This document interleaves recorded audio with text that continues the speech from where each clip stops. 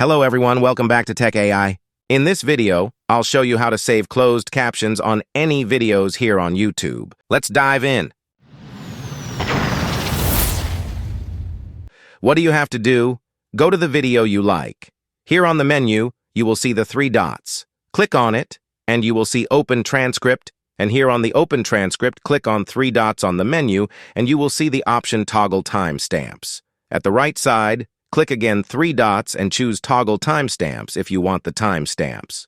And if you don't see the Show Transcript option on the menu, you don't have to panic.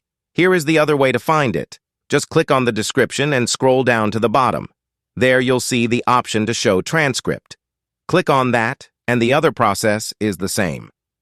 Now what you have to do is select it all and copy and paste it into a new Word document. So here is the transcript if you need to use it for another reason. That's all. Thanks for tuning in.